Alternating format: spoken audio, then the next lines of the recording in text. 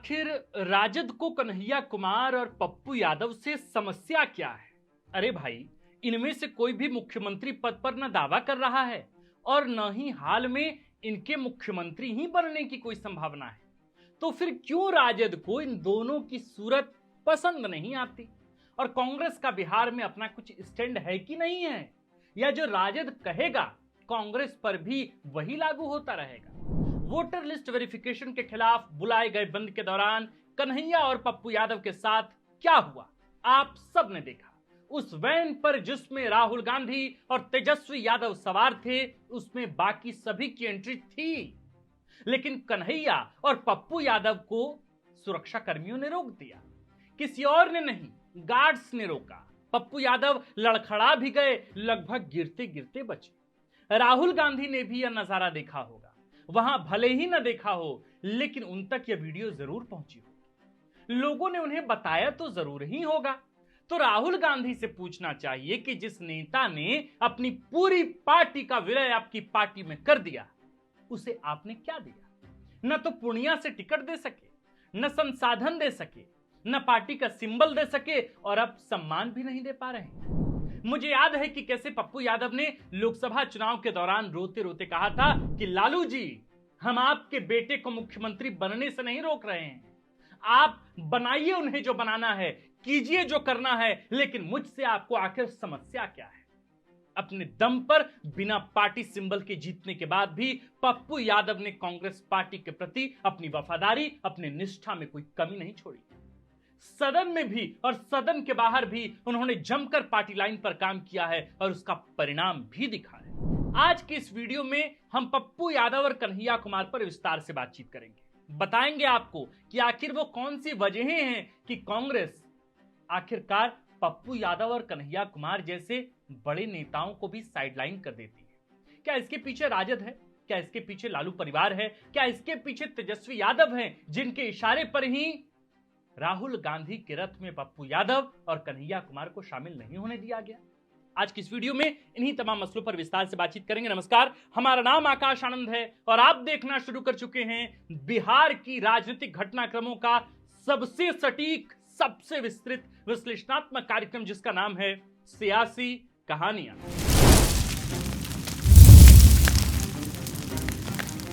आज से कुछ दिन पहले इमारते शरिया के कार्यक्रम में पप्पू यादव की मौजूदगी काफी कुछ कह रही थी।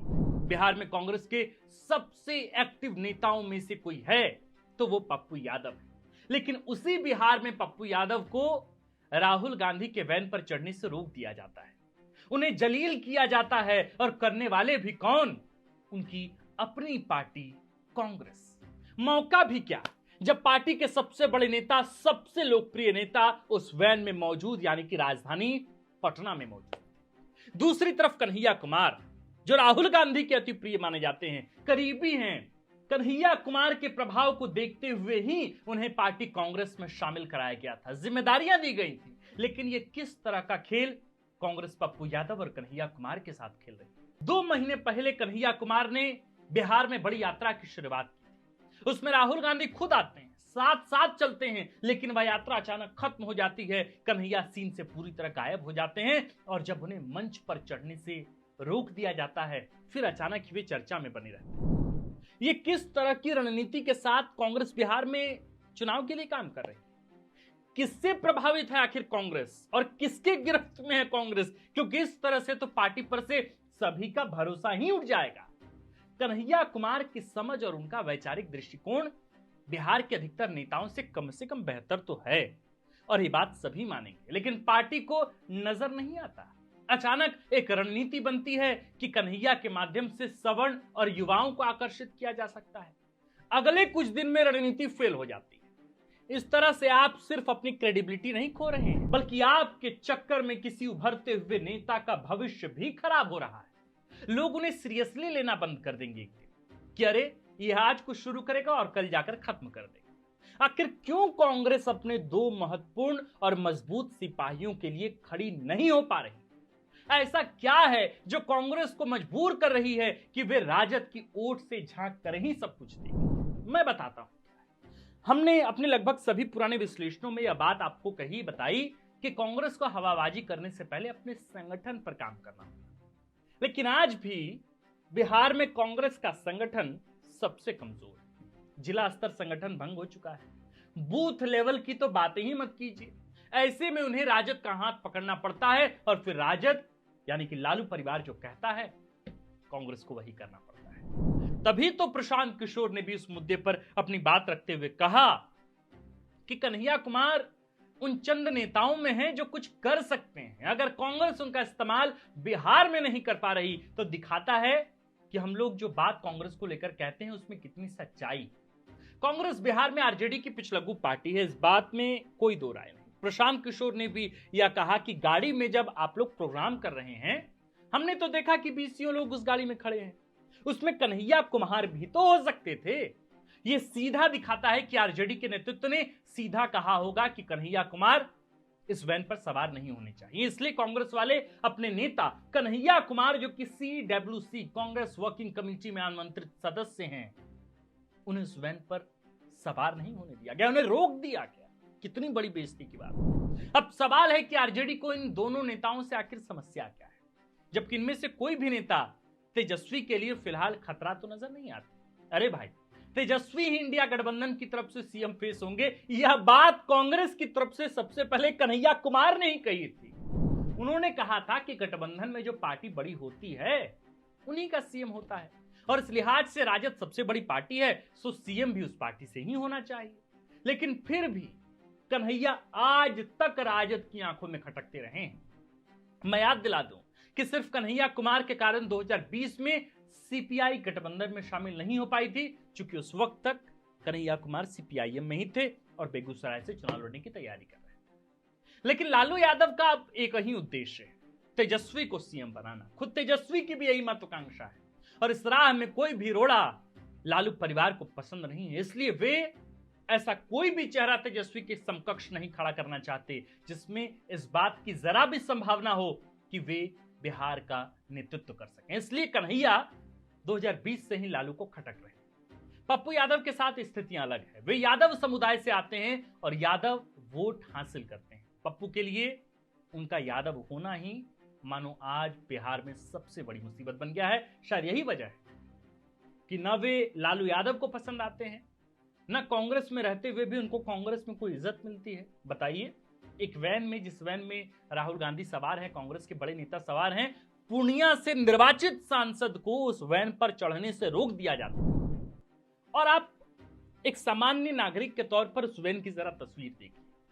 मुझे लगता है कि 5 से 6 चेहरों को छोड़कर आप उनमें से किसी को नहीं पहचानते। क्या जो कम राजनीतिक महत्व रखने वाले नेता उस वैन में मौजूद थे, क्या उनकी जगह कन्हैया कुमार या पप्पू यादव को एडजस्ट नहीं किया जा सकता था क्या?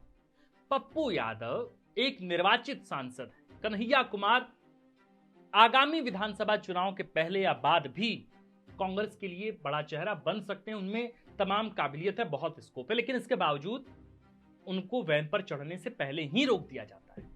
जब कांग्रेस के नेताओं को इस तरह से कार्यकर्ताओं के बीच, मीडिया के बीच बेइज्जत किया जाएगा तो कांग्रेस कितना अच्छा परफॉर्म कर पाएगी विधानसभा चुनाव के पहले। और यही वजह है कि ज्योतिरादित्य सिंधिया से लेकर तमाम बड़े नेता जो कांग्रेस आज छोड़कर दूसरे पार्टियों में शामिल हो गए, आज वे भी कांग्रेस पर यही आरोप लगाते हैं कि हमने सब कुछ किया पार्टी के लिए लेकिन इज्जत नहीं मिली। और शायद यही वजह है कि बेइज्जत होकर, अपमान सहकर, घूंट पीकर ये तमाम बड़े नेता आज दूसरे राजनीतिक दलों में बड़े बड़े पदों पर हैं। हिमंता बिस्व शर्मा हो, ज्योतिरादित्य सिंधिया हो और भी कई बड़े नेता हैं।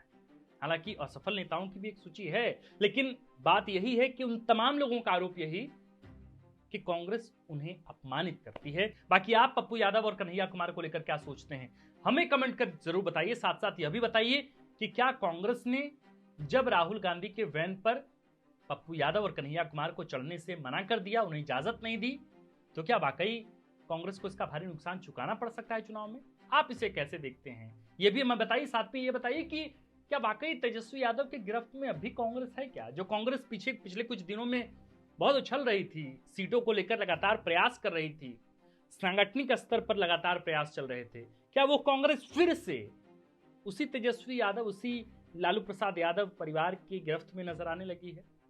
कैसे देखते हैं आप इस तमाम मसले को, आप हमें कमेंट करके बता सकते हैं। आप देख रहे थे फोर्थ पिलर बिहार। हमारा नाम आकाश आनंद है, कैमरे के पीछे हैं नीरज, और इस खबर को लिखा है हमारे प्रिय साथी और कंटेंट हेड सूरज ठाकुर ने। वीडियो को अंत तक देखने के लिए आपका बहुत बहुत शुक्रिया। आपको अगर वीडियो पसंद आई हो तो आप हमारे इस चैनल को फोर्थ पिलर बिहार को सब्सक्राइब कर सकते हैं। फेसबुक पन्ने पर द फोर्थ पिलर को आप फॉलो कर सकते हैं। इंस्टाग्राम पन्ने पर आप वहां पहुंचिए और हमें फॉलो कर सकते हैं द फोर्थ पिलर को। बाकी वीडियो को अंत तक देखने के लिए आप तमाम सुधी दर्शकों का एक बार बहुत स्वागत।